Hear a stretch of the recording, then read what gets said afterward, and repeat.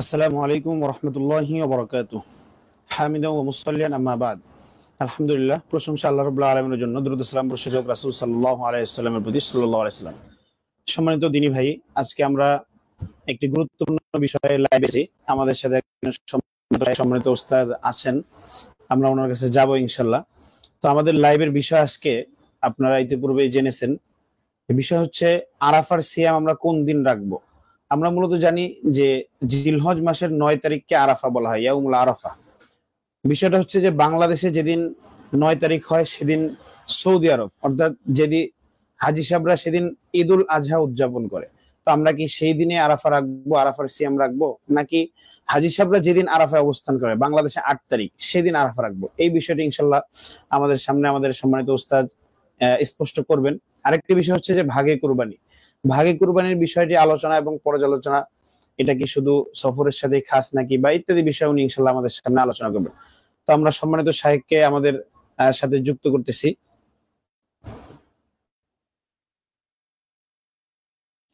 আসসালামু আলাইকুম রহমতুল্লাহ বরকাত। ওয়ালাইকুম আসসালাম ওয়া রাহমাতুল্লাহি ওয়া বারাকাতুহু। সম্মানিত উস্তাদ, আপনি কেমন আছেন? আলহামদুলিল্লাহ, আপনি কেমন আছেন? জি আলহামদুলিল্লাহ, আমরা আপনাকে পেয়ে অত্যন্ত আনন্দিত। আমরা দুটি বিষয় আপনার থেকে জানবো আর কি। একটা হচ্ছে যে আরাফার সিয়াম মূলত কোন দিন রাখতে হয়।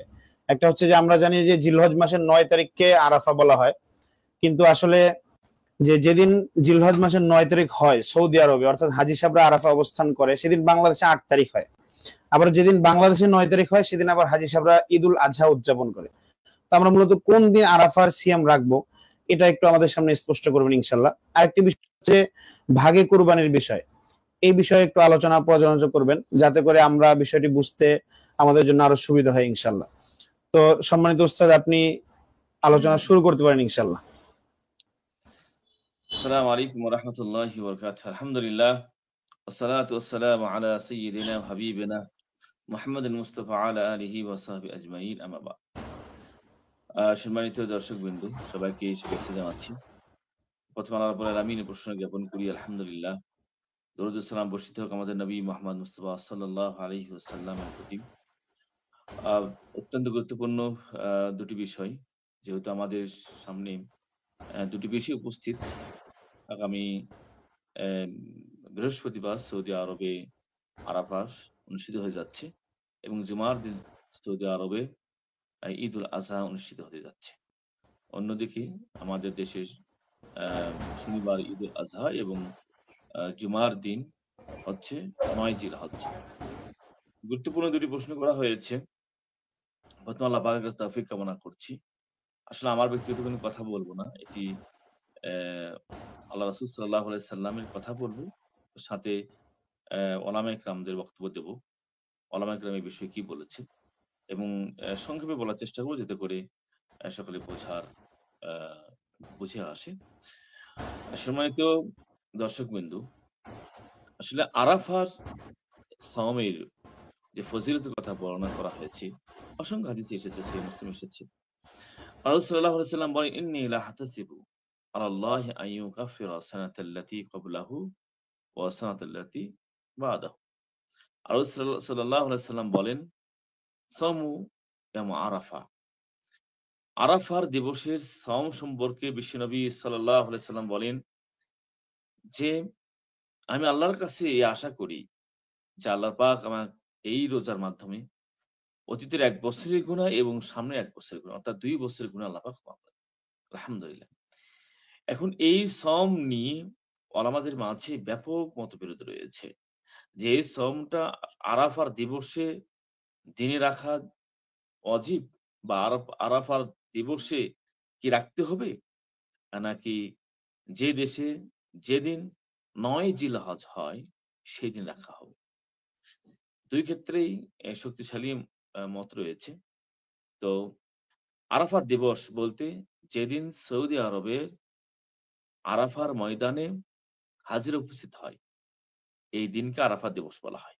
যেদিন সৌদি আরবে আরাফার ময়দানে হাজির উপস্থিত হয় এবং হজের এটা একটি রুকন। এই দিনে আল্লাহ রাসূল সাল্লাল্লাহু আলাইহি সাল্লাম তার লক্ষাধিক সাহাবীদের উদ্দেশ্যে বলেছেন যে যারা হজের উদ্দেশ্যে এসেছেন এই আরাফার ময়দানে তারা রোজা রাখবে না। রাসূল সাল্লাল্লাহু আলাইহি সাল্লাম রোজা রাখেন নাই আরাফার ময়দানে।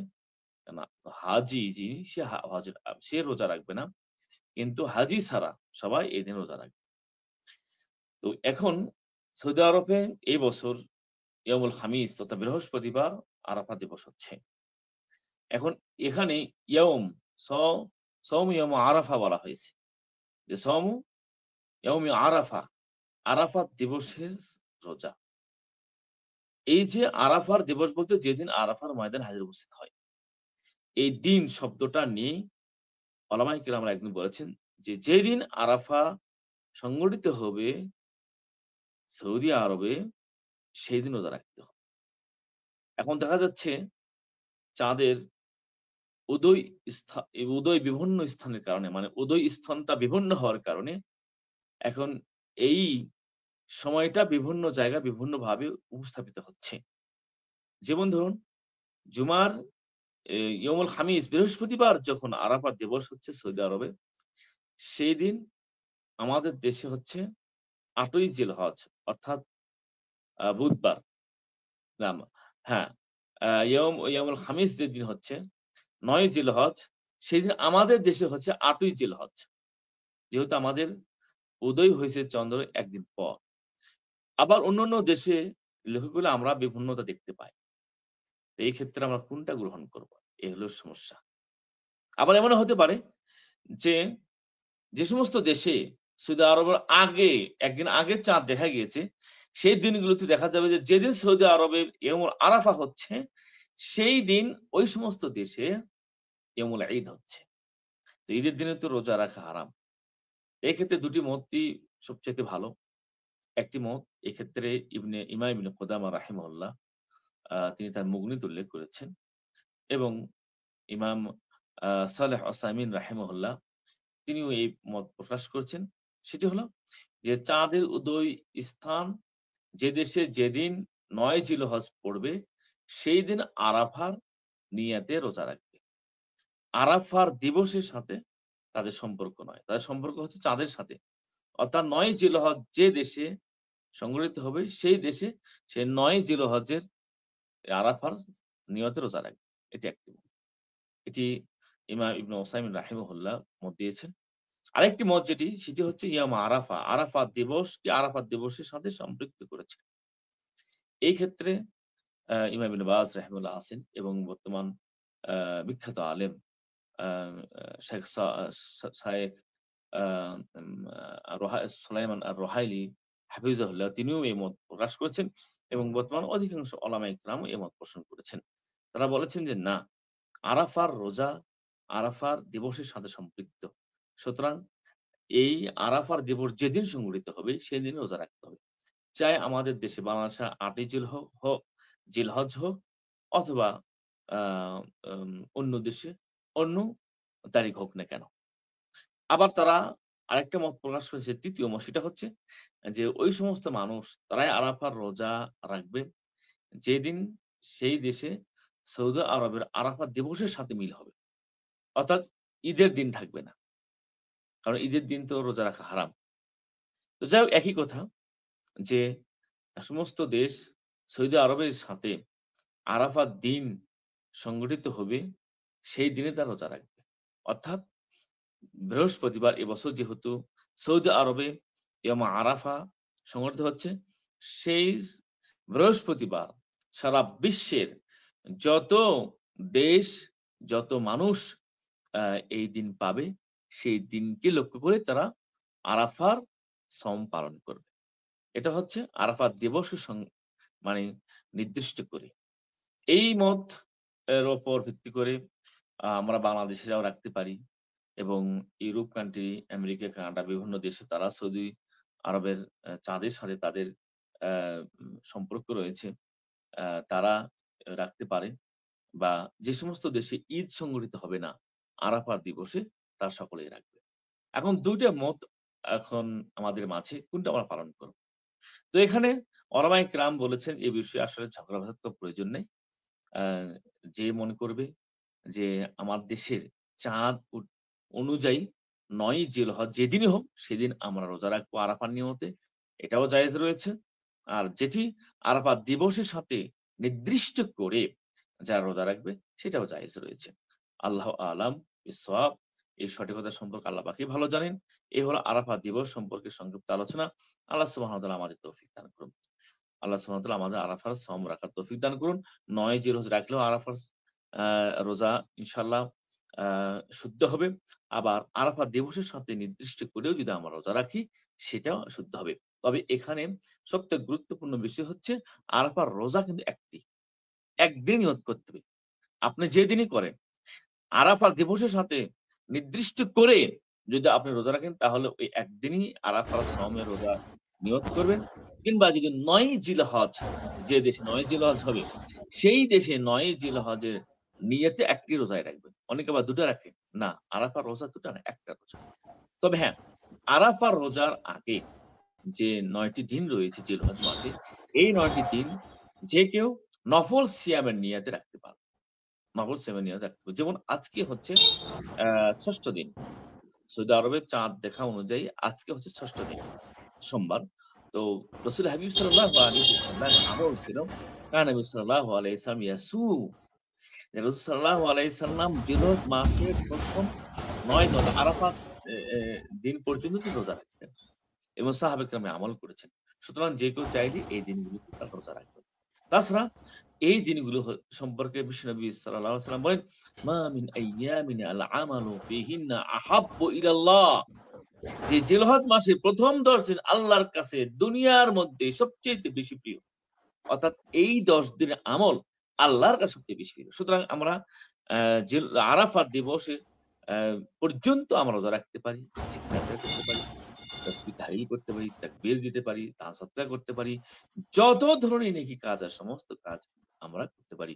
যেহেতু এই দিনে আমল আল্লাহর কাছে সবচেয়ে বেশি প্রিয়। এমনকি ক্বালু সাহাবা কেরাম বলল, "ওয়ালাল জিহাদু ফি সাবিলিল্লাহ।" ইয়া রাসূলুল্লাহ, আল্লাহর রাস্তায় জিহাদের চাইতেও কি বেশি প্রিয় এই দিনের আমল আল্লাহর কাছে? আল্লাহ রাসূল সাল্লাল্লাহু আলাইহি ওয়াসাল্লাম বলেন, "ওয়ালাল জিহাদু ফি সাবিলিল্লাহ।" আল্লাহর রাস্তায় জিহাদের চাইতে বেশি প্রিয়। ইল্লা রাজুলুন খারাজা বিনাফসিহি ওয়া মালিহি ওয়া লাম ইয়ারজি বিশাইইন মিনহু। তবে ওই ব্যক্তি ব্যতীত যে ব্যক্তি জিহাদের জন্য বের হয়েছে, ধন সম্পদ নিয়ে এবং তার জান নিয়ে আর সে ফিরে আসে। তার মানে শহীদ যে ব্যক্তি হয়ে গেল, এই শহীদ ব্যক্তি ছাড়া বাকি যত আমল ওই সমস্ত আমল আল্লাহর কাছে সমস্ত আমল হচ্ছে আল্লাহর কাছে এই ১০ দিন আমল বেশি প্রিয়। তাই আমরা আসি এই ১০ দিন বেশি, বেশি আমল করি। আরাফাত দিবস সম্পর্কে যেকোনো একদিন আমরা বেছে নিব। হয় আরাফার দিবসের সাথে নির্দিষ্ট করে আ যদিও ৮ই জিলহজ হয় সমস্যা নাই। আর যদি আমরা মনে করি যে না আমাদের দেশ অনুযায়ী ৯ জিলহজে আরাফার আ নিয়তে শ্রম রাখবো সেটিও শুদ্ধ হবে ইনশাআল্লাহ। তবে আরাফার শ্রম ১ টি ২ টি নয়। আশা করি প্রিয় দর্শক ভাইদের বোনদের বুঝে এসেছে। আল্লাহ সুবহানাহু ওয়া তাআলা আমাদের তৌফিক দান করুন। জি। এই পর্যায়ে ২য় যে বিষয়টি নিয়ে বলা হয়েছিল যে ভাগে কুরবানি। ভাগে কুরবানির বিষয়টি নিয়ে অ্যা আমি সর্বপ্রথম ২০০৪ সনে এটি আমি মতভেদ পেয়েছি। ২০০৪ সনে আমি ফাজেলে পড়ি। আলিয়া নিসা বলেন ফাজেল ক্লাসে পড়াশোনা করি ঢাকা আলিয়ায়। আর তখন আমি ঢাকা নাজিরাবাদের মাদ্রাসায় আমি তখন পড়াশোনা করি কুলিয়া উলা। তো সেই সময় অ্যা আমি ওই নাজিরাবাদের মাদ্রাসা মসজিদের একটা লিফলেট পেয়েছিলাম ছোট। ওই লিফলেটে ভাগে কুরবানি জায়েজ নয় বলে ছোট, ছোট লিফলেট আমরা দেখেছিলাম। তখন আমি ছোট ছিলাম।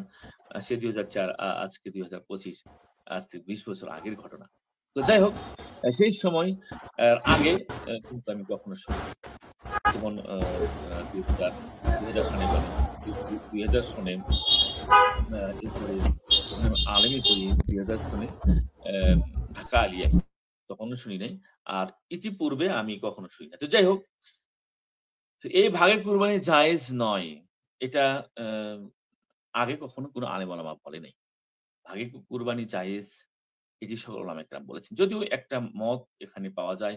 ইমাম মালিক, মালিকি মাযহাবের একটা মত যে তারা এটাকে অপছন্দ করেছেন।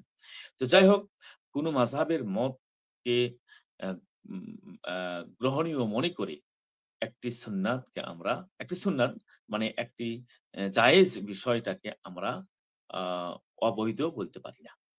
রাসূল হাবিব সাল্লাল্লাহু আলাইহি সাল্লাম যেখানে স্পষ্ট বলেছেন, মারফু হাদিস এসেছে যে আল বাকারা সাবা, বাকারা বা গরুতে ৭ জন আর উটে এসেছে ১০ জনের কথা।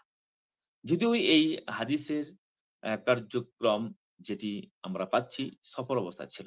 কিন্তু এটি সফর অবস্থা আ যে নির্দিষ্ট যে সফর অবস্থা থাকাকালীনই শুধু এটি ভাগে কোরবানি বৈধ আর মুকিম অবস্থা বৈধ নয়, এমন ধরনের কথা কোন আলেম ওলামা বলেনি। কেউই বলেনি। এবং এটি একটি মীমাংসিত বিষয়। এই বিষয়টি নিয়ে কোনো মতবিরোধ নেই। কোনো দেশেও কোনো মতবিরোধ নেই। আমার ছোট্ট জ্ঞানে আমি বহু ছাত্রদের সঙ্গে আমি মিশেছি। সেটি দেশ-বিদেশেরও। আমাদের মদিনা ইউনিভার্সিটির বর্তমানে ছাত্রের সংখ্যা ৩০,০০০।